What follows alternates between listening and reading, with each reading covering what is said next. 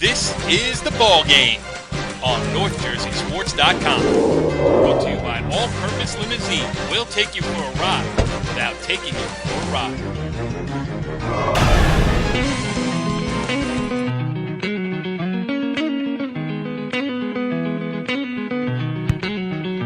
We are back on The Ball Game, our Bergen County Girls Basketball Tournament Special Edition show. The seeds have just been announced here as we tape this, and we're going to go into them. We certainly are going to, let's just say this. A few eyebrows have been raised with the way things turned out overall, and we will get to each and every point as they come up here. Again, Corey Doviak being joined by Rich Barton, Mark Aug, and our special guest here for this segment is Ramapo head coach Sandy Gordon, kind enough to join us. Coach, what's going on? Not too much, Corey. How are you? I am doing well. I will ask you the question, and you can choose to answer it as you best deem fit. You are the number 12 seed with a home game on Saturday in the opening round against number 21 Rutherford. How do you feel about that? Well, we got a home game, so that's a good thing. As far as the matchup goes, we were actually fortunate. We were over there scouting IHA, and they happened to play before that, so at least I got a little scout on them. The 12 seed, I'd go either way with it. We'll just leave it. It is what it is. All right. Well, I think we can infer the way you feel about it, and that's fine. But let's talk a little bit about the Green Raiders at this point. Listen, the seedings being what they are, nothing we can do about that. You do have to go out and play. Just talk about Ramapo a little bit and what you're looking for as this tournament gets started this weekend. So as far as us, a lot of teams probably haven't seen us too much. We were away at the Christmas time, so teams didn't get to see us certainly at that time. We've pretty much won the games we're supposed to win. Played Highlands really tough.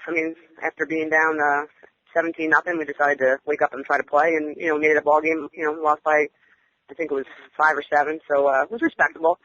But again, we're young. We graduated, our whole starting lineup, and we lost our senior point guard at the beginning of the year.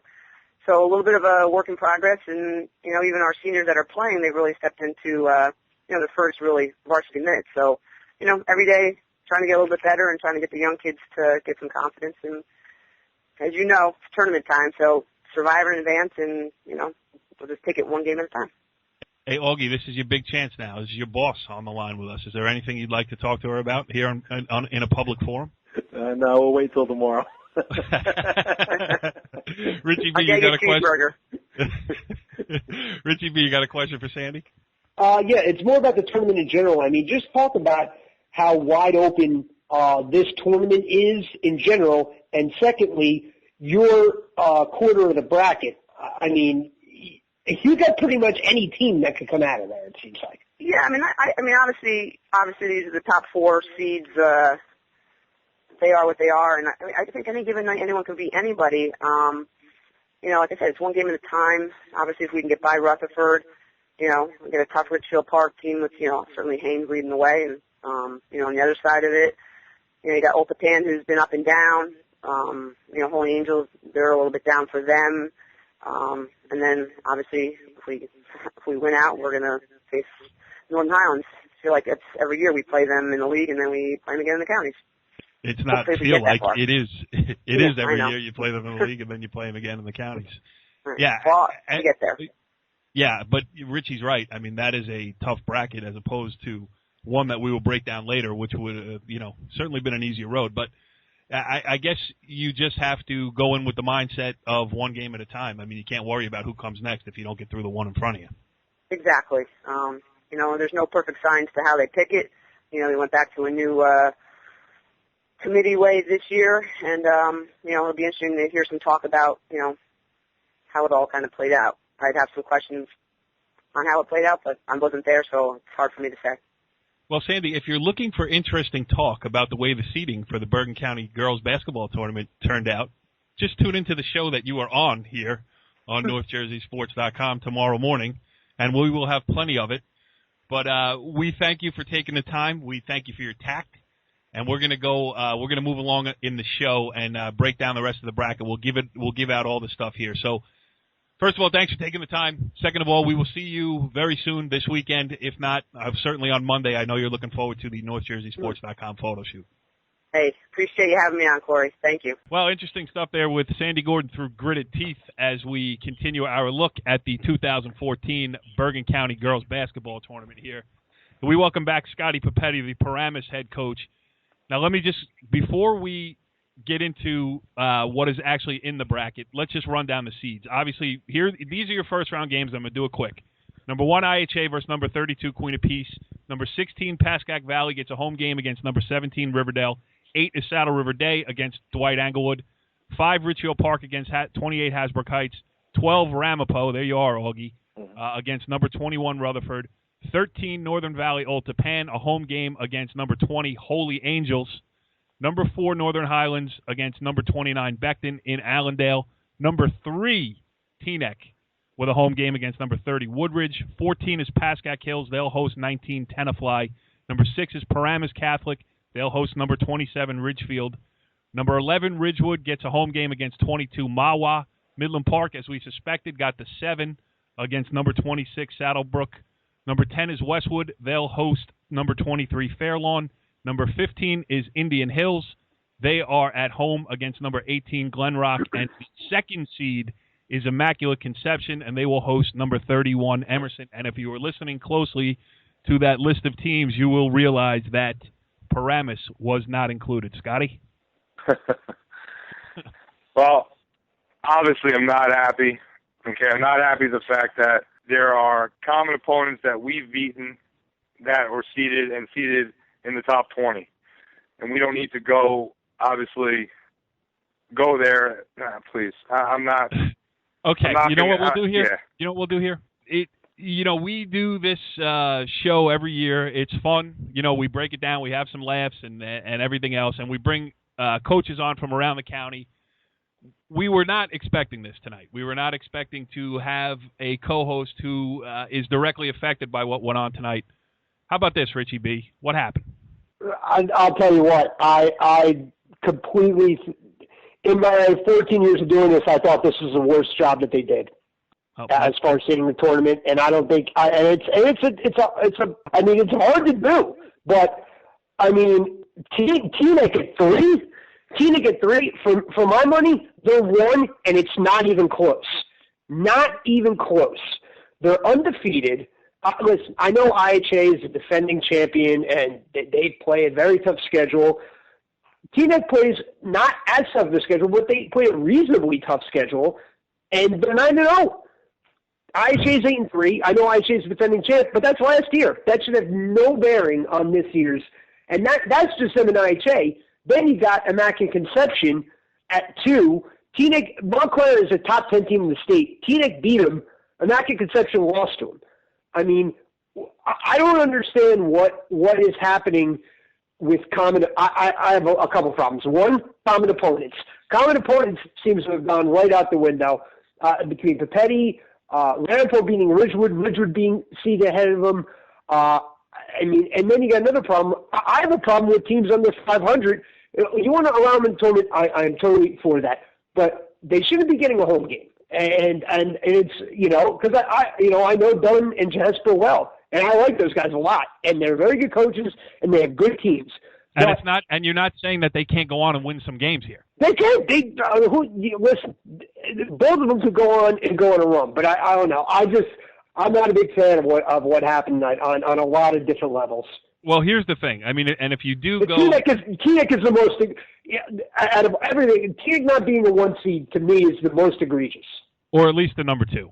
No, I think it should be. I think it should be 1, and I think it's not even close. Yeah, I agree with you. And again, like you said, I mean, Old Tappan at 5 and 9. I understand they've played everybody in Bergen County. We talked about that in the preamble of the show too. But they're a 13 with a home game against Holy Angels. So it is certainly interesting there. And if you want to go by the past, like you said, IHA being the defending champion, and maybe that carried some weight in this year's tournament. But our other right. and our other co-host over there, Augie. I mean, if you want to rest on laurels from years past, I mean, the guy's 16-3 in the last 5 years in the Bergen County tournament, with back-to-back championships over that time, too, and to not get over a Ridgewood team, which they beat head up, and that changes everything because that one spot puts them in a totally different bracket. Oh, absolutely. I don't know. I just don't understand how you beat a team and then you really don't have any other common opponents, and you end up seated behind them. That just makes no sense to me. Or in Scott's case, beating Holy Angels and having the same record and not getting in, and they get not getting seated below, just not even getting in. That's what infuriates me more than anything. I'm sorry, I have a major problem with this. I think maybe what needs to happen is to make the criteria public. Here's how we're going to decide this, and then go into the room and do what you got to do. Because to keep people guessing and then to come out with what walked out of that room as far as a bracket goes, we just don't have any answers. Yeah, I mean, Well, why don't they just have all the coaches get to talk on their behalf? You know what I'm saying? Like, they just do this closed-door meeting. The other tournaments, soccer and the other ones, girls' tournaments, they were in there. That's how it was the last couple of years. That's what I don't understand why it changed. I don't understand. I thought it went well. I thought everyone was able to speak up from their behalf, and there was no problems whatsoever. There was no arguments. We've done this last couple of years. I was in the meeting a couple of years ago. No issues. Maybe we should relook and rethink how we set up this entire committee, because obviously this did not work. Right. And Scott, I just want to make it clear, you're not arguing the fact. I mean, you were 4-7 going into the cutoff. So you 100%. Left it. Yeah, you left it in the hands of the judges, and you understand that. And 100%. if teams in like positions had also been left out along with you, you would have said, you know what, that's the decision. It makes sense. Teams just like us didn't get in. We'll recalibrate and try to get them next year. Absolutely. Listen, I'm not going to obviously try and hide the fact that we are 4-7. We're 4-7. We're a 4-7 team. And as Richie stated before, you know what? I spoke to a number of coaches after Saturday when we lost Old Tappan. I said, you know what? I'm not even going to bother. But they all said, listen, you still can get in this tournament. So put it in. Okay, I'll put it in. I'll give it a shot. And you know what? Don't do me any favors, the committee. But when a common opponent who has the same record as me, I beat them, and they're a 20 seed. They're not a 32. Right. Now, they're 32, 30. I say, okay, you know what? Congratulations, you got IHA, Teaneck, Immaculate Conception. They're a 20 seed. Right. There are 12. According to the seedings, there are 12 teams that are not as good as them, and one of them is not you. Yeah, exactly. And that bothers me. Yes, I understand 100%. All right, so this edition of the ball game took a turn that we weren't really expecting, but how can you expect it? You don't know what to talk about until the seeds come out. We have made the problems that we feel known now. Let's move on and let's talk about the tournament, games that of interest, brackets of interest, and anything else that pops up. And I'm going to start, again, I'll start in the, let's call it the West bracket, where number 2, Immaculate Conception. You got to look at that road. Richie B., I'll go to you. They should be at Ramapo College in the semifinals, correct? Yes, they should. They, of the top 4 seeds, I feel like they by far have the easiest bracket. As a matter of fact, normally we wait till later in the show to go to dark horses. But out of the other 7 teams in that bracket, the only one I can really see knocking them off is Fairlawn. I mean, Fairlawn has size. They have a couple girls that could shoot threes. If they can, handle, assuming they get that far, because I mean Westwood's a hot team and they get them in the first round. But right, Fairlawn is a team that I think could match up well with IC. But I mean, to be honest, I see Immaculate Conception winning all 3 games to get to the semis by double digits. Augie, you disagree anywhere in there? Somebody we're missing? I mean, Indian Hills well. No, I agree with him. I see it's much better than most of those teams. I mean, I think honestly, I'm disagreeing with him. I think Westwood could be fair. I saw Westwood against Old Tappan, and I thought Westwood's pretty impressive now that they got the transfer playing. You know, the transfer from Saddle River Day is eligible to play now. I mean, right. I haven't seen Fairlawn because now they play all those Passaic County teams in their league. Yeah, they're almost off the radar. Yeah, so I haven't seen them. We usually scrimmage them, but I think we got snowed out this year, so I really haven't seen them. But you know, Julie does a good job at Indian Hills. But I don't know if, you know, the big girl's tough to match. I mean, I don't know if she can get by. But that's what Fairlawn has a girl, Tia Solomon, in the middle, 6'1" center with real good hands, and she's a good rebounder. And, you know, if she could stay at it, I mean, I don't know. It's bottom line, Immaculate Conception, you know, not only, you know, got the 2 seats somehow, but they got the easiest bracket, I feel.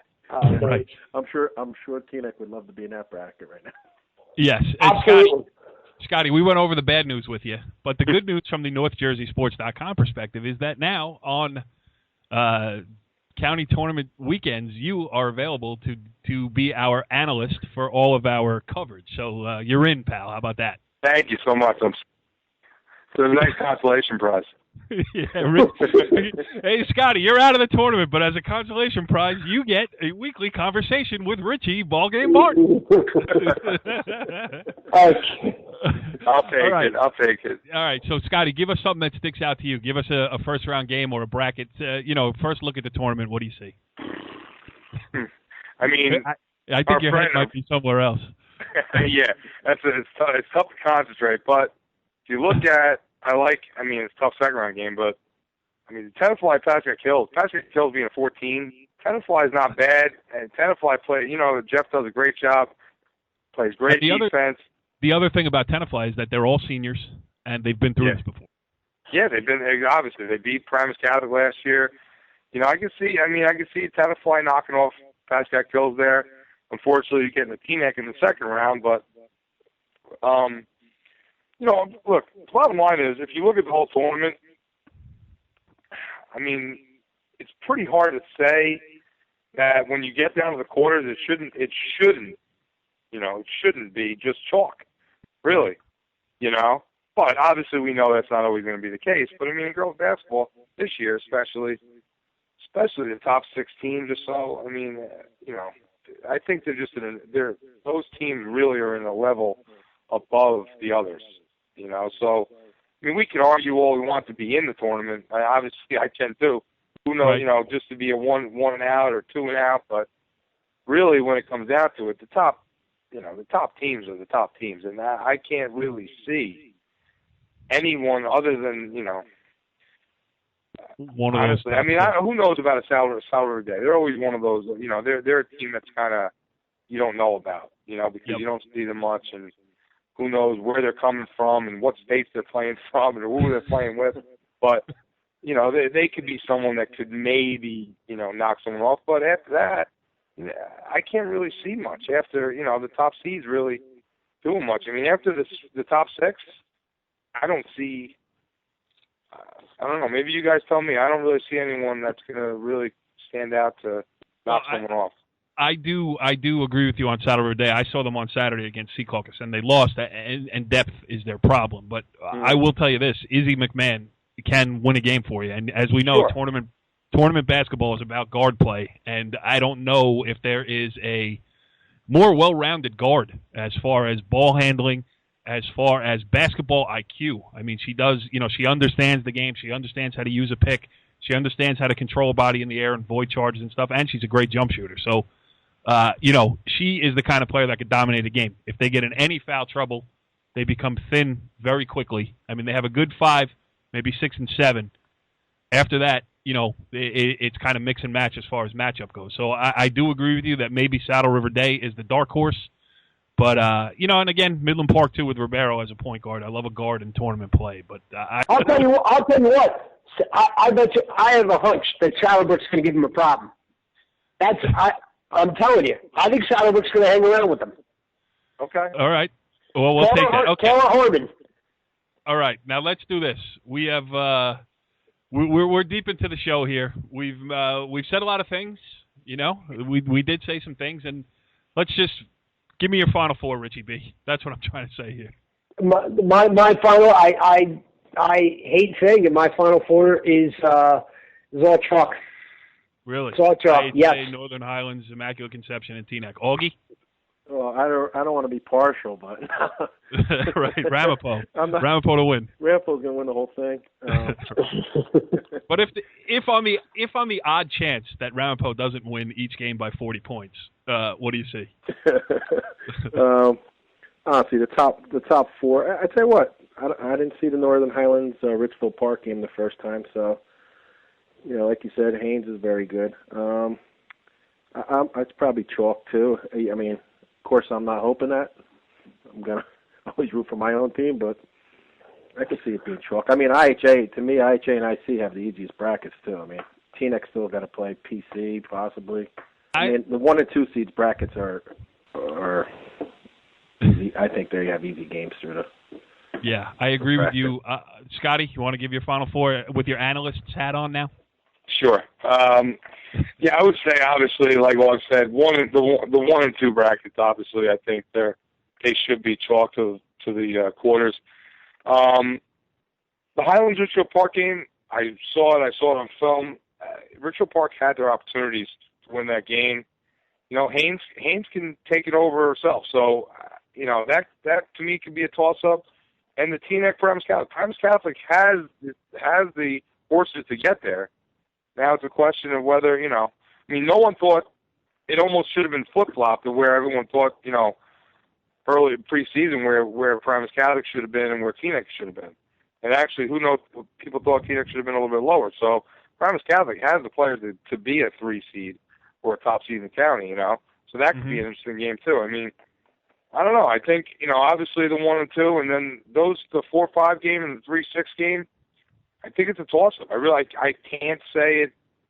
I'll say, put it this way. I think out of those 2 games, I think there's going to be at least one upset. I'll say one. Okay. Definitely. All right. I'll That'll go with my. Yeah, and I'll follow popular demand here, and I will say IHA and IC. If they don't make it to the semifinals, we will certainly have something to talk about here on future editions of the ball game. We'll do that. And Scotty, I can't argue with you again. Richfield Park, Northern Highlands. I can't pick it either. So I'm going to. Yeah. I saw that. I saw that game as did Papetti. The thing about that game is that Haynes pretty much did take it over. I remember her stats off the top, but I think she had like 28 and 13 she or did. something. She kept them in the game. Yeah. She single-handedly kept them in the game, but if they don't hit their foul shots, and they certainly did not that night, you're going to have a hard time getting past the second round, the quarterfinals, if you have the spotty free throw shooting. All right, well, that's the ball game here on NorthJerseySports.com. Certainly an interesting edition, maybe more interesting than any other that we have done here over the past 10 years, but certainly I enjoyed it.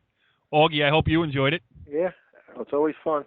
Richie B., I know you enjoyed it. And Scotty, I know you did not. But thanks for joining us anyway, pal. No problem. All right, we will catch you next time, and I will open my email box gingerly in the morning. Follow the leader.